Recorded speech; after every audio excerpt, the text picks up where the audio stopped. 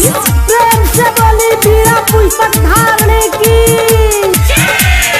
जे भी भाषानों में मार कोरी है, जे भी भाषानों में मार कोरी है, सरस्वती माई विचार करी है, बीड़ा वाली विचार करी है।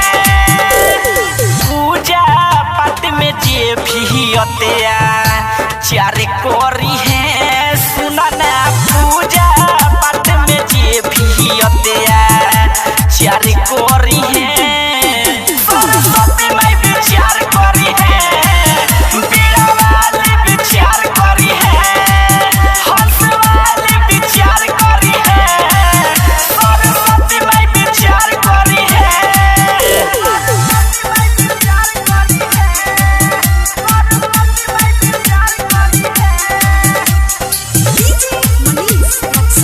प्रेम से बोलिए हंस वाहिनी की।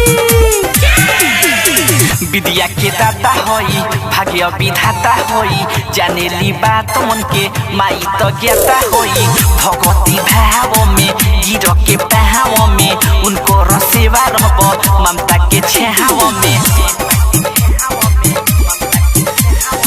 विद्या के दाता होई, भाग्य विधाता होई, जाने ली बात मन के माई तो ज्ञाता होई। भगवती भाव में गिर के पहाव में, उनको रसेवा रहब ममता के छहाव में।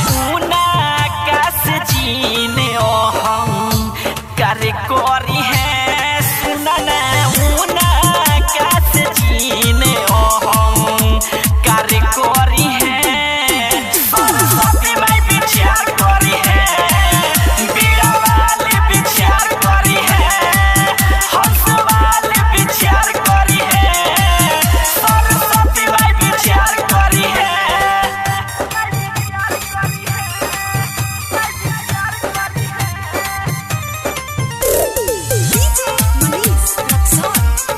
Mixed by Ramanand Sagar.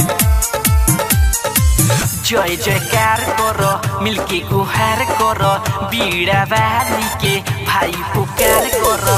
पूरा आस होई मन